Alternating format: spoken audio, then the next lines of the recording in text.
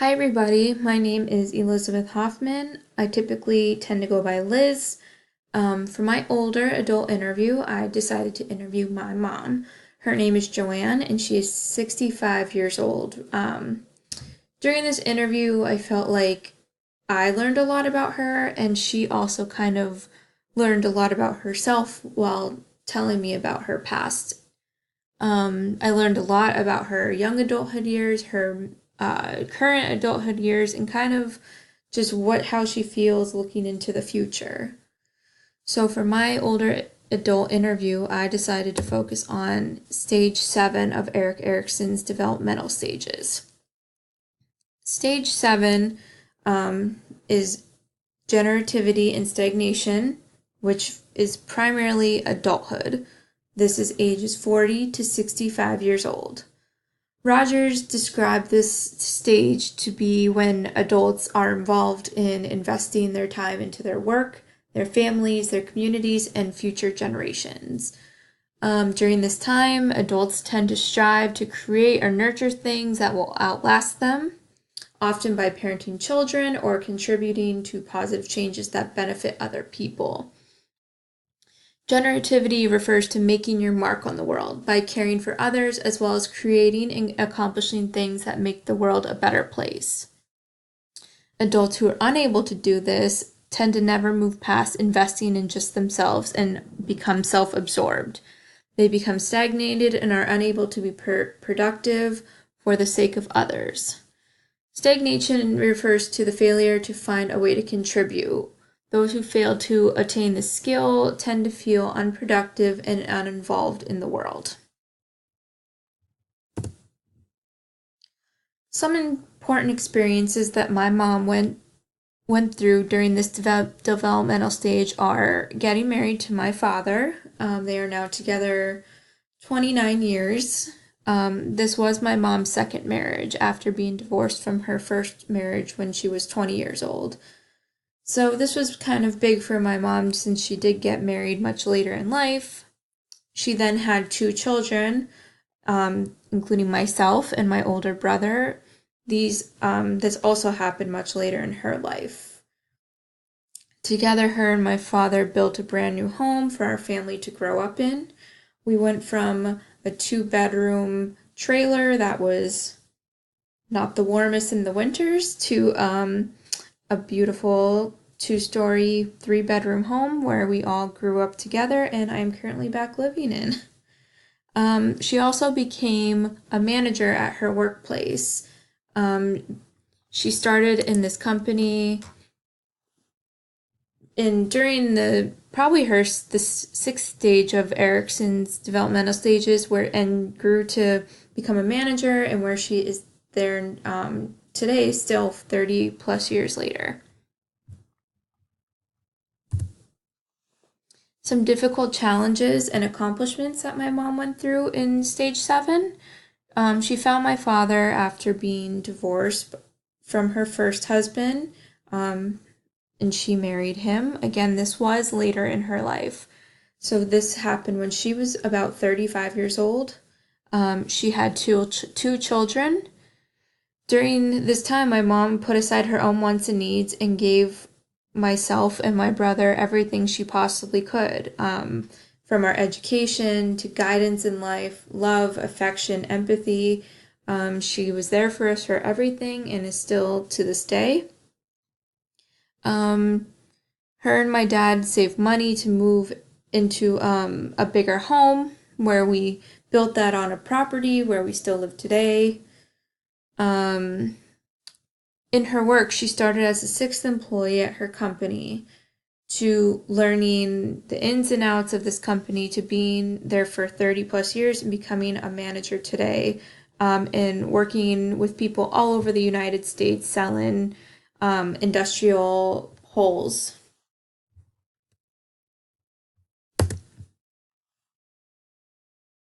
The psychosocial crisis in this stage is stagnation. Rogers explained this to be when adults are unable to invest their time into family, work, and the community and their future generations, causing them to be self-absorbed. These adults only tend to invest in themselves. These individuals may feel disconnected or uninvolved with their community and with their society as a whole. Those who fail to attain this skill tend to feel unproductive and uninvolved in the world.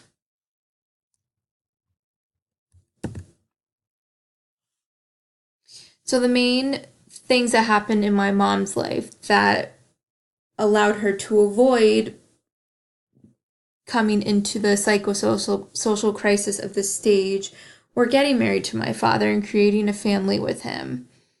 Becoming a mother, too. She really put everything she had into being a mom and still does to this day. Her main focus are her children, me and my brother, and to create a loving home and life for her family. My mom did say during this time that she feels that all the past experience that happened in her life, being divorced and learning to be on her own again after her first husband, led her to where she's at today, to meeting my father and creating the family that we have today. In two of the articles I focused on for my annotated bibliography, they both went into detail about how greater life satisfaction comes from being a caregiver and from a mother, giving people, especially older adults, better life satisfaction and self-satisfaction. Some other factors that helped my mom avoid the psychosocial crisis were being a hard worker. My mom has always been a hard worker. She is still to this day. She really puts her heart into what she does as a manager. Another annotated bibliography article that I focused on explained that there is a connection between generativity in older adults that may lead to improved quality of life. I do feel this in my mom. She really puts her all into her work, into her family, and puts herself to the side. So I do see the connection there, that she is a happier, has a good life kind of person just because of the way she puts her all into all these other things. My mom was raised in a good family with love and compassion and grew up to provide that same love and compassion for her own family and children.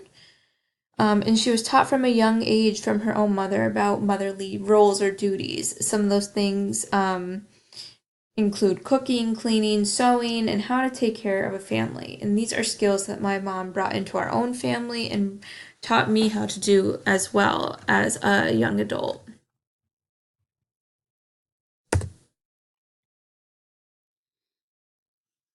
When focusing on oppression, one thing that my mom explained in her life was she felt like she didn't have her own identity as a person for a long period of time.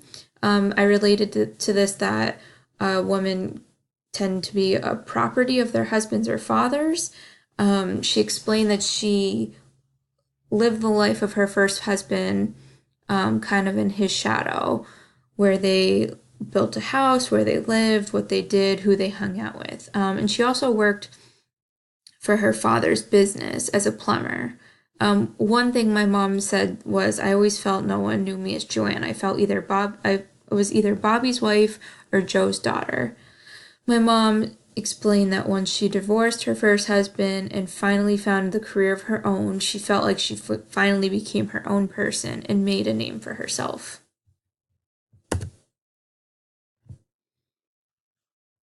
When focusing on the multi-system lens, we have the micro system that focuses on IQ, age, health, self-esteem.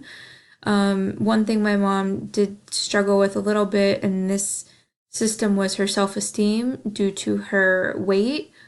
She did say that after she went through a divorce, she was able to finally lose weight and gain that self-esteem that she wanted. This was a negative and a positive impact on her life, because even though she did suffer with this, she grew through it when becoming an adult. The mesosystem focuses on the neighborhood, church, family, work. My mom explained that she grew up in a good, safe neighborhood in northeastern PA. There's no violence in the area. She was friends and family with most of her neighbors, who many of them were her cousins. My mom explained that this shaped her growing up. She had a good family with a mom, a dad who were still together, and has an older brother, and there's always a lot of love and support within their family. This helped my mom with her life aspirations. This allowed her to succeed and grow strong to raise her own family. The macro system, which focuses on community, politics, government, history. My mom's family was involved in many groups and churches within the community. Her parents were well known in the community for being part of the church. Her father was a local baker and had his own plumbing business. Her mom worked in the local sewing company that many women worked in at the time. This provided my mom with different opportunities in the community and allowed her to meet more people and grow as a person herself. So the other theory that I decided to focus on is social learning theory. After learning a lot about my mom, I feel like that I was able to really apply this theory to her own life. Social learning theory was created by Albert Bandura in 1977. Rogers explained social learning theory to be a theory that where people are active agents in their own learning. Modeling is a big aspect when talking about this theory. Modeling is when we can learn behaviors by watching how others do things and then imitating those behaviors. So this is common in, especially in children, especially maybe kids in daycare, when they're learning different behaviors from other kids, whether it's learning how to kick a soccer ball. When one kid is watching another one, they model those behaviors. Bandura identified one important aspect of learning is also self-efficacy. Successful experiences are necessary to build self-efficacy.